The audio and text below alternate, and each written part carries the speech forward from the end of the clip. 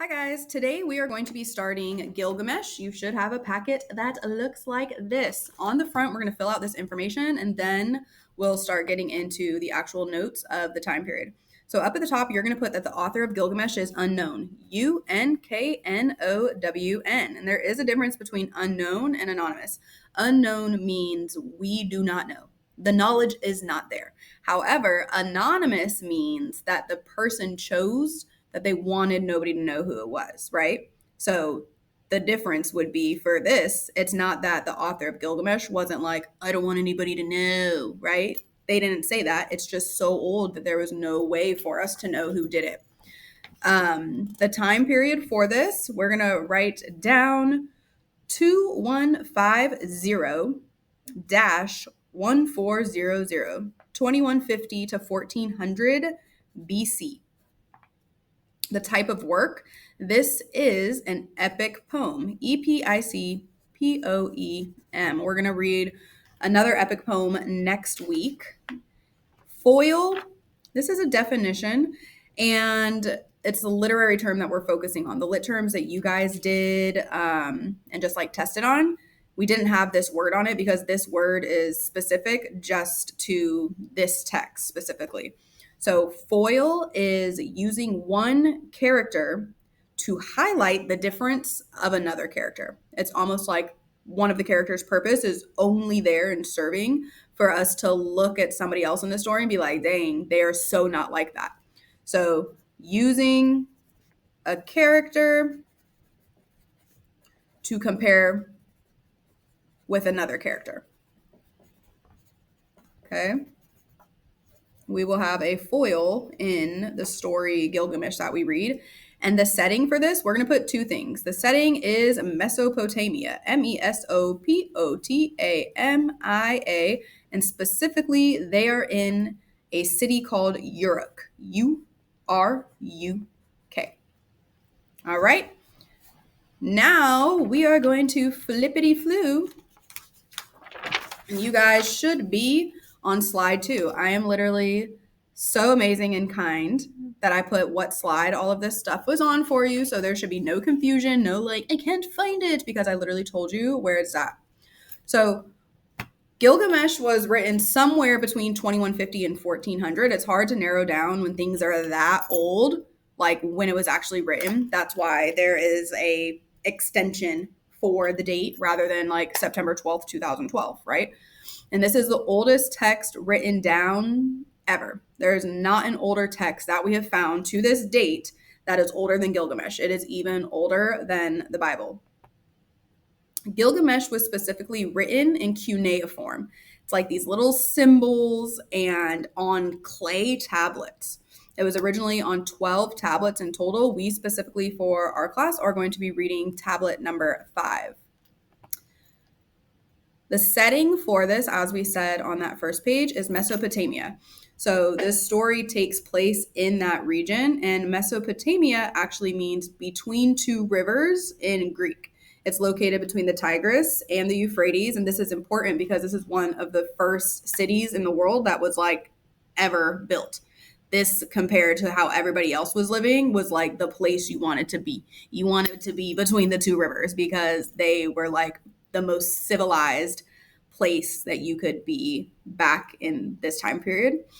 And people here were really smart. They were ambitious. They wanted to be advanced. They loved learning and trying new things. So it was definitely a vibe. In Mesopotamia, they developed they developed a complex urban society. Like if you're thinking of an urban society now, we would be thinking of like New York City, LA, Atlanta, Miami, Chicago, right? Those are big urban cities, and essentially they created that in ancient Mesopotamia. Their culture was more advanced than everybody else. So the key features of the society was, one, they created the first form of writing, which is cuneiform. Those were those tablets that we saw a couple slides back. They invented the wheel and advanced mathematics. They also developed sophisticated irrigation system. If you're like, I do not know what irrigation is, girl, irrigation is literally like how now we have sprinklers that pop up and water the grass and will take care of the fields, keeping like the right amount of water. Like they developed a way to be able to water their plants and their crops, which is crazy. Like to be able to go from having to carry buckets of water and put them onto things physically right then, they had a system set up that would slowly water, kind of like how we have sprinklers. Was it like a hose and running water? No, but they did develop a system that allowed their plants to be watered and nurtured without them actively doing it every moment of the day. And they also established the first written laws. So before Mesopotamia did this, nobody had ever written down laws. It was just like, yeah, this is the rules. This is how we operate. There was like no real written down rules until then. As far as the social structure goes, they work in a hierarchy. A hierarchy means up at the top are the most important people of the society. That is the kings, that is the priest. Down below, you got the middle class people. These are the merchants and the craftsmen. For us, this would be like teachers, nurses, police officers, firefighters, right? And down at the bottom, we would have farmers and slaves. And it's mind blowing to me that farmers aren't in that middle class, considering like you need farmers for everybody to live, but they were considered of the lower class during that time. As far as their cultural achievements, the Mesopotamians specifically created the 60-minute hour and the 360-degree circle. They also developed astronomy and astrology. They had advanced architect. They used mud bricks to build these huge and amazing like homes and churches and like city assemblies. Like it's wild to be like, y'all actually built a whole city out of mud bricks. Like insane. And they also created, like we just said a couple slides ago, one of the first written forms of writing, which is cuneiform. So inside of this text, when we're reading it, the purpose of Gilgamesh is to really focus on Mesopotamian values and beliefs. And they were big and valued friendship, this quest of immortality, and relationships between gods and humans. That's what they were interested in and what they like talking about and what their beliefs aligned with. So the importance of friendships, that's like self-explanatory, right? Being a homie, being a good friend. Quest for immortality is the search of living forever, whether that is heaven or just eternal living, right? And then relationships between gods and humans would be how the humans interact with the gods who are up above all around us, because they worshipped many gods, not just one. So this text we are reading specifically is an ancient Mesopotamian epic poem. We're just going to call it an epic poem, but it would be an ancient Mesopotamian piece of literature. The characteristics of an epic poem, if it is not these 1, 2, 3, 4, 5 bullets, it ain't an epic poem, okay? So that means it's a long narrative, a long story. We said that we are reading one of these tablets, but this was 12 tablets long. That's like a huge story. They have supernatural forces. So that means supernatural is what, like magical beings or giants or monsters or things that are not real. They're of supernatural elements. That would be vampires, witches, right? All of those things are considered supernatural. There's also a large scale and grand setting. We know that setting is where a story takes place. So it's not just one setting, it is a grand setting, a large scale. That means it's going multiple places. There's journeys, there's people going from this place to that place to this place to that place. Like they're traveling and trying to go on a quest. Like it's this huge, big deal of getting to whatever the final destination is that they're trying to find. Epic poems also have to have an epic hero, and then they have universal themes, meaning that there are themes of, we could say, like war, love, things like that, that reoccur and pop up in all epic poems. As far as epic heroes go, because on this last one it said there has to be an epic hero in a story for it to be an epic poem. An epic hero often comes from noble birth. That means they are like the father, not the father, the son of a king and a queen, or they're related to the gods. Like they're already given this title of like prestige that others aren't given. They're also a grand traveler. That kind of connects to the last one of it being like a large scale setting. They travel and go from here to there. They're focused on national heroism. So they, to everybody in their nation, are a hero. Like if you ask anybody about them, they're gonna be like, yo, yes, Gilgamesh, oh my God, he's such a hero. We love him. Like nationwide, everybody is just like on them. They seek glory. So this means they want people to like them. They want to do hard things. They want to do things that others have not done. They want to be the strongest fighter. They want the attention and the clout that comes along with being a hero. Courageous, you know what that means. They're not scared to go in and fight their fight and do what they got to do. Everybody else will be scared and they're like, nope, I'm going to do it.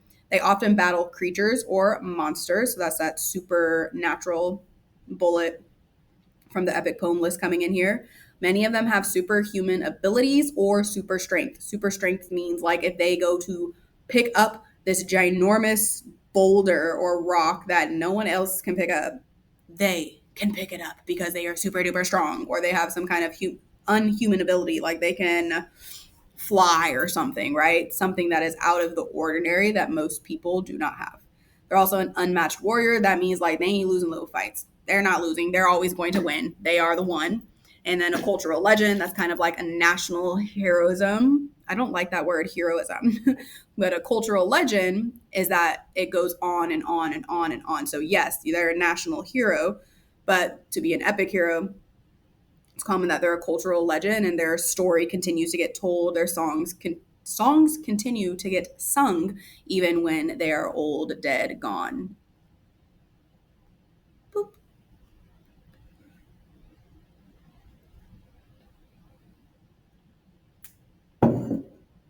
I told you guys the definition to this on the very front, right?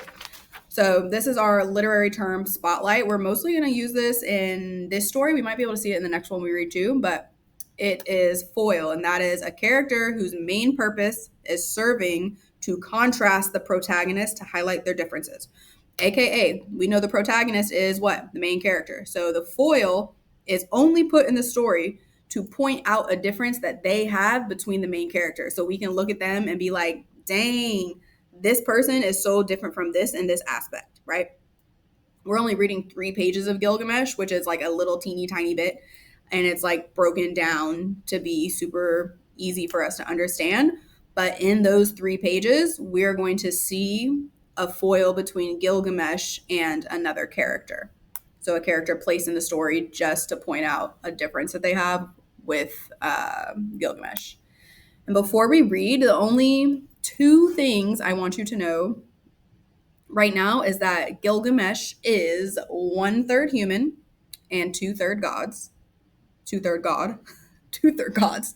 2/3 a god. So he is like that supernatural vibe that we were talking about, right? Because he's part god.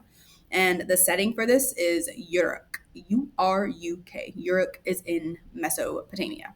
So bada bing, bada boom. If you missed any of these, rewind, go back, get them, fill them in. This is going to be part of what we are testing on our Friday quiz. So, you know, every Friday we are taking a quiz. Last week, we just had a Monster Calls on it. This week, we're going to have a Monster Calls, the history of ancient Mesopotamia, and the story Gilgamesh that we read. So our quiz is going to cover our in-class story that we're reading chapters from and our literary text, which are always going to be in these packets for us to read, so you never have to bring a textbook to class. Yay! So fun! Make sure you fill these out. And then we are going to move into annotations with the next video I end up recording, and that will be reading, highlighting, and going through all of this information together before we do our classwork.